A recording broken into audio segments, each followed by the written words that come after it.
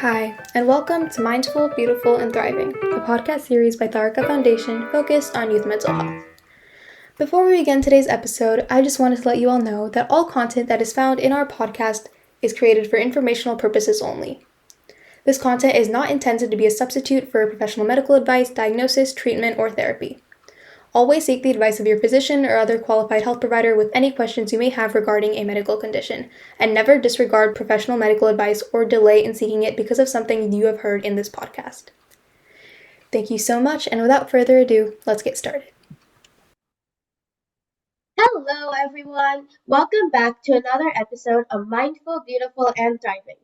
It's your host, Seerat here, and today we will be interviewing a remarkable guest, Suzanne Tucker.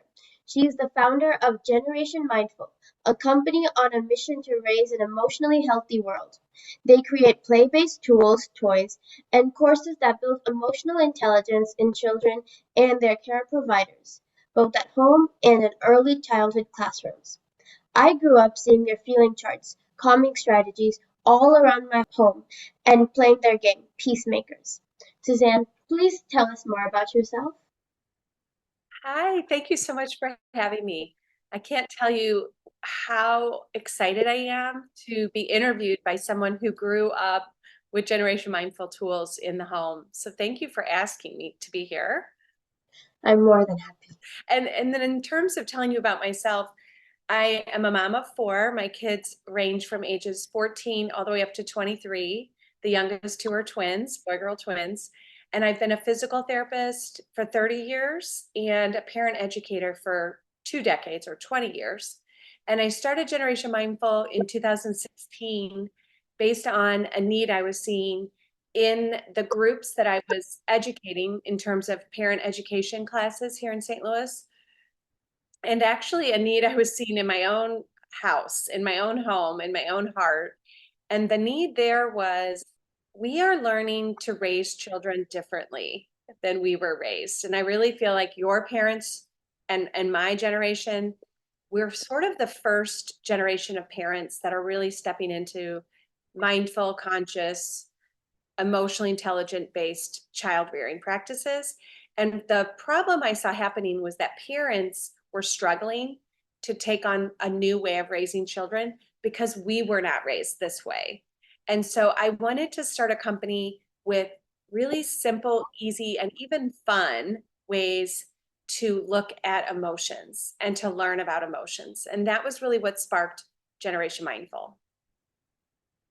Wow. So I want to start off by asking and learning more about you. So what was your upbringing like? I was raised the fifth of seven children here in Missouri, St. Louis, Missouri, where I currently live. And I was super shy.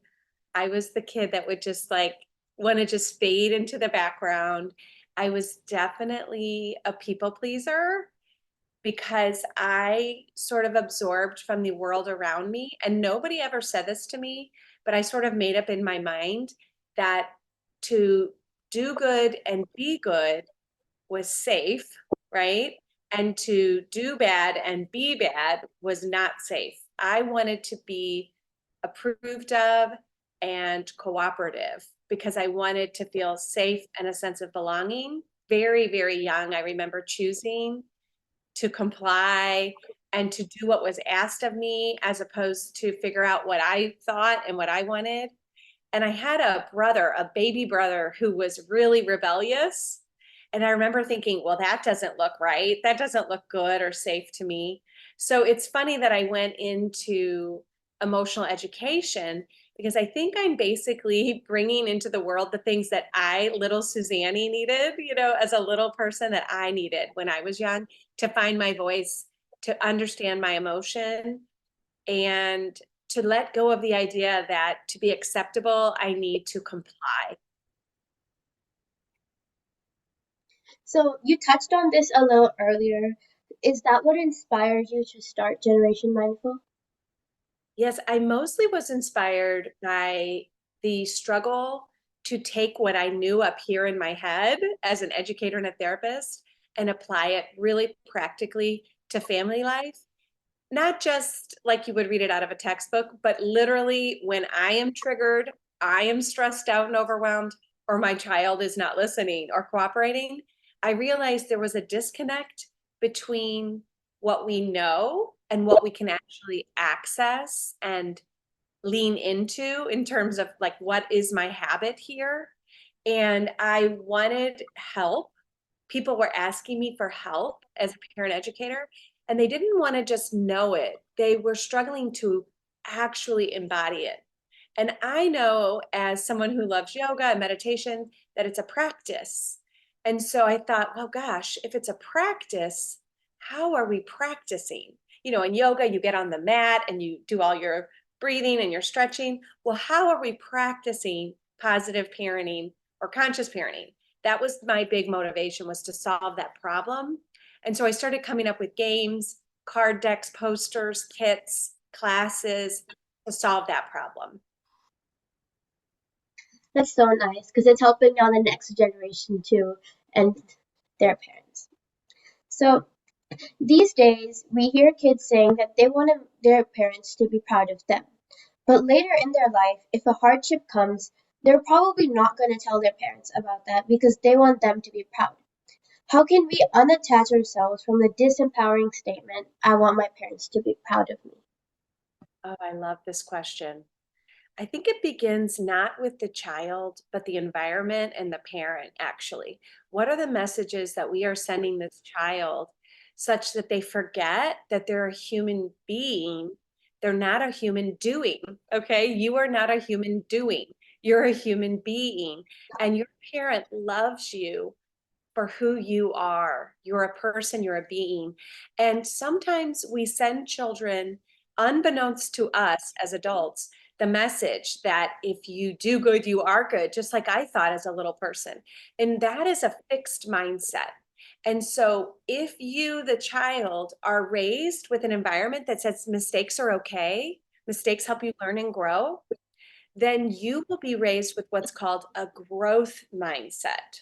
Okay. So that is the biggest thing we need to shift, is raising children with words and actions that nurture permission to make mistakes. Because if you were raised, and I'm guessing you probably were, with a lot of permission to learn from your mistakes, then you're going to be a child who comes to your parents and says, hey, guess what? This happened the other day. I made a mistake, and this is what I learned. And that's how I grew this whole business. If you don't take risks, you're not going to be a change maker. You're probably not going to be an entrepreneur because you're too fixed on getting it right. And if you look at who Google is hiring, they are not hiring people who are inside the box. They're hiring people outside the box. So I think the greatest shift to have this child feel proud of their experiences and freely share them is if we as a community can shift from a fixed mindset to a growth mindset. Ooh, I like the part where you said it's about words and actions when you're raising them, not just saying, oh, you can make a mistake, and then when they make a mistake, you get mad. Exactly. Yeah, our kids don't care what we say, they care what we do. And actually, there's research on that. If you are saying one thing and doing another right in front of a 3-year-old, they've done research. The 3-year-old doesn't care what you're saying, it's all about what you're doing. I love that research. Me too.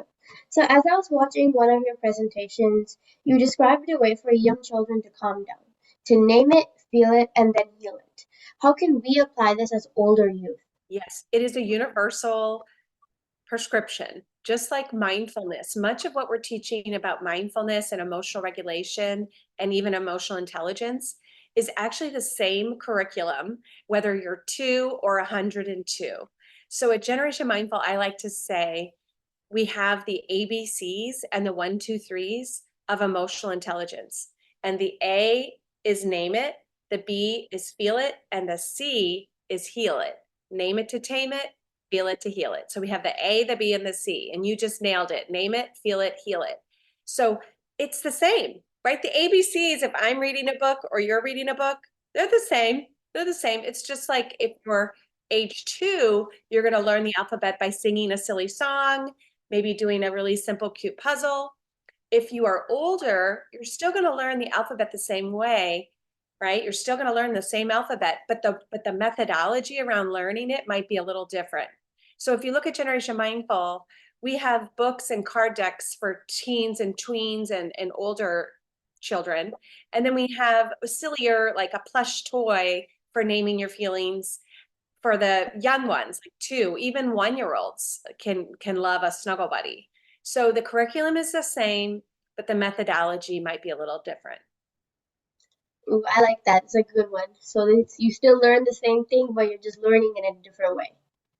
Exactly.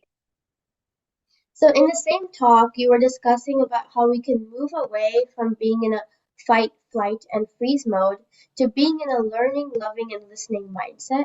So what are some simple everyday steps we can take to achieve this? Okay, let me give you a quick rundown. I want you to imagine the brain as 3 parts: green, yellow, and red, just like a stoplight, right? Green light brain, yellow light brain, red light brain. Green light brain is that listen, learn, love. Prefrontal cortex is actually what it is inside the brain, but you can just call it green brain. It's green light, go, live, learn, talk, think. You're in your thinking, learning brain. The yellow brain is pause. I want you to think pause. This is the emotional brain, it's your feeling brain. And the feeling brain wants to feel seen and understood. So if someone you're with is being really emotional, do you think it's going to be helpful to get all logical on them and start telling them all the reasons they shouldn't be feeling this way? Probably not, right? So remember the mantra I use for families that are learning this. I say, we want to parent brain to brain. And that goes for 8th graders and freshmen and college kids. If you're in a relationship, it's going to be much more harmonious and healthy and functional if you start to look for, where is the person I'm in relationship? Where are they in their brain? Are they in the green? Are they in the emotional yellow? Or are they in the fight, flight, or freeze red light brain? We call it red not to mean like stop, don't go here. It's red light to call your attention that this is a crisis level. If you're in a red light brain, you're feeling really triggered and you cannot think, you cannot speak, you're not going to be responsive to the moment, you're going to react. And that's because you're in a self-preservation mode. And that's a really healthy thing. Okay. So if you're subjected to trauma or distrust or not trustworthy people around you, you want to kind of have your eyes open and be on the lookout to protect yourself. The trouble is when we start thinking that the whole world is red and that we have to defend ourselves all the time. And that's what we specialize in Generation Mindful, helping adults decode challenging behaviors from children so that instead of reacting as adults, we can be responsive and help the child heal and get underneath the defensive choices that they're making. And honestly, if you look to your parents, I'll bet anyone out there listening has seen their mommy or their daddy in their red light brain. I used to call myself scary mommy, right? When I would get that, just triggered, that is the red light brain. And it's the same for adults as it is for children. And the thing to do in the red light brain is to feel safe. So if a child is reactive or an adult, you don't want to start getting into the emotions. You don't want to say, I love you, and you don't want to get logical or rational. All you want to do is help them feel safe. And I like to get down low and make eye contact and use little or no words when I'm in the presence of a red light brain. Okay. And I want to use my breathing and my whole body to cue to that child or that adult, hey, I feel you. I see you. You're safe. And if we could all learn this skill, can you imagine how much more peaceful and harmonious and just this world could be? Wow, I like your entire response. I can't choose one singular point. So, to wrap up, I want to know, what advice would you give to your younger self? I really struggled in my young adulthood to realize this one thing. So if I could sit down with little me and even teenage me and even new mom me, this is what I would want me to know. You are not your emotions. You have emotions, but they don't have you. Emotions are data. They're not right. They're not wrong. They're information. So what I want little me to know, and especially young 20-something me, is that I am not a puppet on a string, happy because my life feels happy, sad because my life feels sad. I don't have to go up and down like a roller coaster. I can learn to detach and see my feelings as separate from me and remember who I am. And I like to say this, I am love. You are love. That's the punchline of our children's book. And if we can remember that we are love, not our feelings, it creates a lot more joy and ease, even in the face of chaos and stress. And I'll give you a quick example. I had 5 miscarriages on my journey toward having my third child. And it was really, really hard for me to be with because I wasn't really taught how to grieve, how to feel sad, how to feel mad.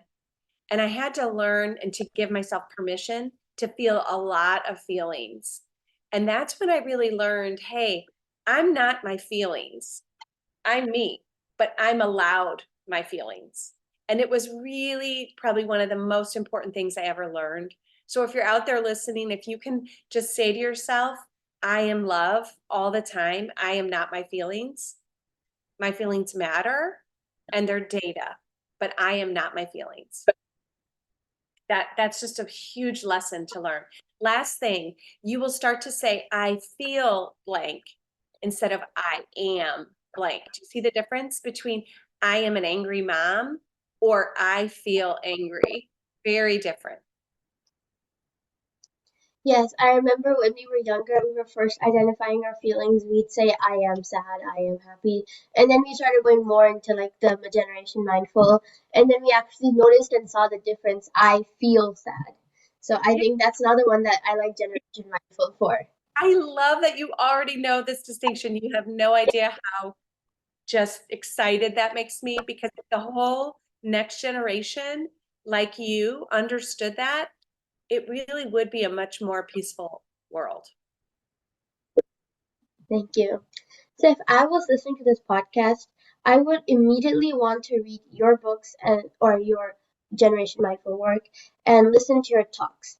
So how can our audience learn more about you and Generation Mindful? I would love everyone listening, I don't care if you're a parent or not, or how old you are, to come over to our website, which is GEN, that's short for generation, GEN Mindful, MINDFUL, genmindful.com. And if you sign up with our newsletter, I do something called a love note. I call it every week. I write a little email and it educates. And I'm typically talking to the parent. But as I told you, the information is the same. The examples we use and how we apply what we're learning about emotions might be a little different if you are 8th grade versus in high school or college versus, let's say, a parent or an educator. But the information you'll be learning is the same. And we do have tools for tweens and teens, but mostly I would say we're geared to the parent with a child from about birth to age 10. And no matter where you are, I'd love for you to join us on social media. For your 8th graders and high school and college kids, I just started TikTok and I cannot tell you how much fun I'm having over there. My 14-year-old daughter made me do it. She was like, Mom, you have to get on TikTok. And I just started and I'm having a ball. So that might be another place to find me. Awesome. I will definitely check those out. Thank you so much for spending time with us today. I'm going to start telling myself I am love and repeating that. And I hope our audience took away something too. Thank you so much. You are listening to Mindful, Beautiful, and Thriving, a podcast series by Tharaka Foundation. As part of our youth series, we will be releasing new episodes every Friday, so make sure to continue to check those out. We hope you enjoyed this podcast, and thank you so much for listening.